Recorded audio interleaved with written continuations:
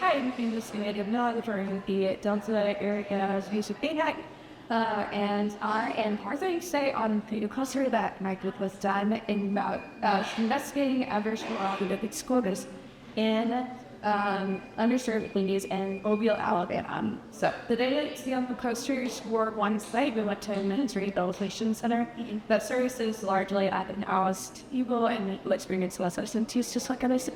What we have them to later this semester with attend sessions at a like a shelter. So ACEs are adverse childhood events. They are events that happen in your childhood that are part on as an adult. That are named. These include abuse, neglect, household dysfunction, like divorce, and incarcerated. So the purpose of this project is twofold. It is one, to collect data on ACEs and ACE very specific vulnerable populations. See if they have elevated ACE scores. Spoiler, they do. And the other is to provide education of these communities to make sure that they have access to knowledge that could gain them resources in the future, and also to kind of provide a different narrative to the one that currently have been hearing quite a bit, which is maybe a little bit of blame and personal like personal responsibility in a situation that maybe stems from early childhood as opposed to being anything that's personal to them.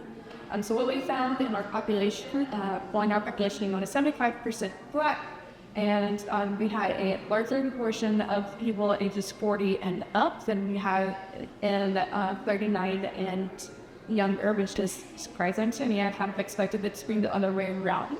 And then, and they had an average base score of 4.35, with a vote of 6, and the range for that is 0 to 10. This is elevated compared to what we would expect to see. And you can see this kind of broken down here.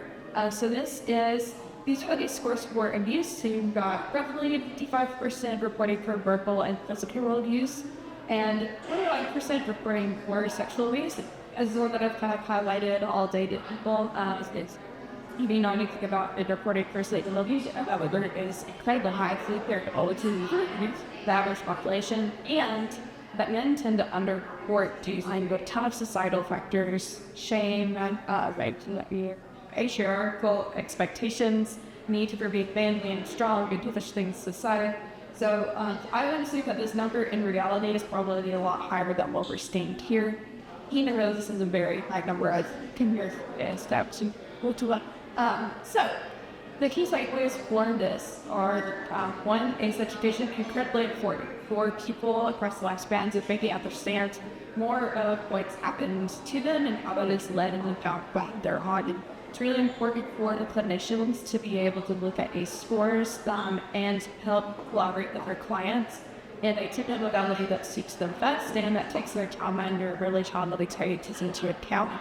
And this is a smaller piece of the larger puzzle. There's a ton of data on ACEs already that shows similar results, that high ACE scores tend to lead to poor mental health function and tend to have greater impacts on societal and physical health.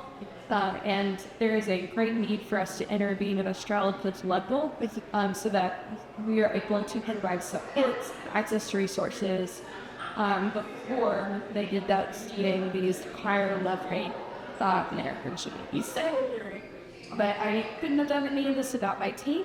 Everyone was super integral. Terrence was awesome in getting us into these places. Jan Anderson did a wonderful job in setting up education, think on it. And Tristan Hart did a wonderful job getting the poster started and really laid his presentation. I just happened to be here, which is why I want to talk to you. We're in one stage.